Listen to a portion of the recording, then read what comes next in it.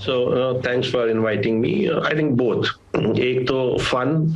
I've seen many people just try to prove कि मैं attack कर सकता हूँ. एक, I think वो percentage is very less. And there are few people which I come across. वो करते हैं and then and they inform the company there is a leak. So then they say ये leak है, so you better protect your data.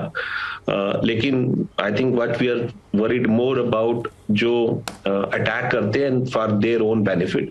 कई बार हमने देखा होगा कि वी गेट अ मैसेज है you get this branded shoes for say 200 rupees, right? So you pay 200 rupees and then we will deliver, right? So then हम सोचते हैं कि ठीक है 200 रुपए का है, then we try to pay and we pay and we never get the shoes. So this is also an attack, right? So attack may not be just breaching into the security systems or getting into the data. It can be making us common user fool and getting the right data. लेकिन उसमें अंकुश थोड़ा सा अंतर ये हो जाएगा कि एक हम जान रहे हैं कि ठीक है ओहो हमें बेवकूफ बना दिया गया, और एक का हमें पता ही नहीं है, हम घर के बाहर थे और पीछे से कोई आया और घर का ताला तोड़कर हमारा सामान ले गया. शायद थोड़ा ये अंतर हो सकता है. खैर इस पे हम और चर्चा करते हैं.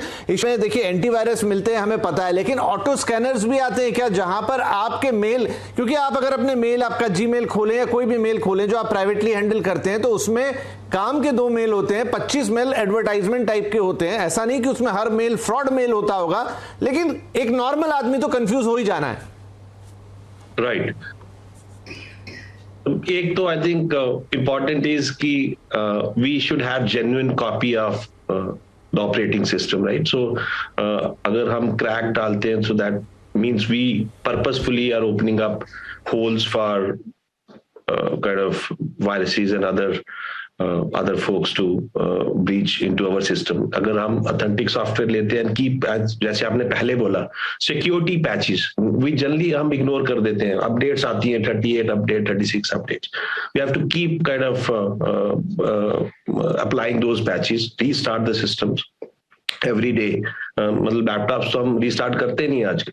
Keep restarting, keep installing the patches, और एक एंटीवायरस तो होना ही चाहिए. आई थिंक अबव ऑल जैसे विनीत जी बोल रहे थे, right? So I think we have to be very well aware अपना एज ह्यूमन एस्पेक्ट.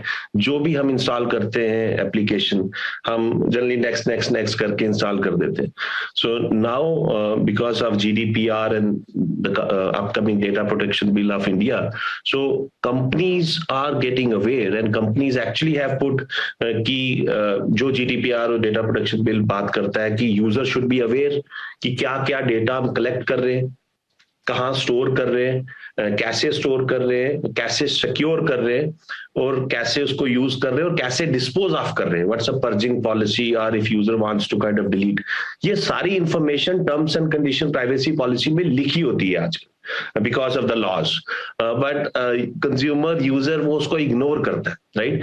अगर हम बोलते हैं यार मैंने तो इस कंपनी को कभी डेटा दिया नहीं. इग्नोर करना तो एक चीज हो गई, लेकिन पढ़ो तो वो इतना आसान भी नहीं होता. वो इतने लंबे लंबे खर्रे जैसे लिखे हुए रहते हैं, उनकी भाषा इतनी क्लिष्ट होती है कि आप अगर समझना चाहें तो या तो आपको कोई लॉयर लगेगा उसे समझने के लिए, आप खुद तो शायद उसे नहीं समझ पाएंगे. खैर मुझे एक छोटा सा ब्रेक लेना है. एक सवाल पूछना हूं सबरवाल साहब, मुझे बताइए कि आप, ये तो हो गई बात कि आप क्या कर सकते हैं. डेफिनेटली गूगल करेंगे तो 4 बातें वहां से सीख ही जाएंगे. हम दुनिया जमाने के वीडियोस देखते हैं, तो क्यों ना 1 या 2 वीडियो साइबर सिक्योरिटी पे देखे जाएं.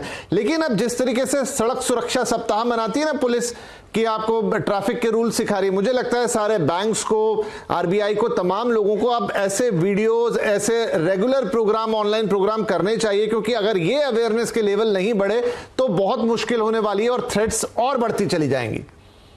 डेफिनेटली. सो जैसे हमने देखा digital payment, financial literacy, which NPCI मतलब NPCI is taking to the next level.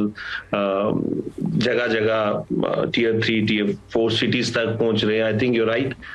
Even cyber security awareness भी institution से बढ़नी चाहिए. And I think those things are in plan. I think जल्दी ही kind of awareness which right. तो मैं सही कह रहे हैं आप लोग. देखिए 2-3 चीजें हैं जो फटाफट 3 लाइनों में बता दूं. एक तो है ना ये सॉफ्टवेयर वाला जो, माफ कीजिए, जो पासवर्ड वाला आलस है, इसको हमें हटाना पड़ेगा.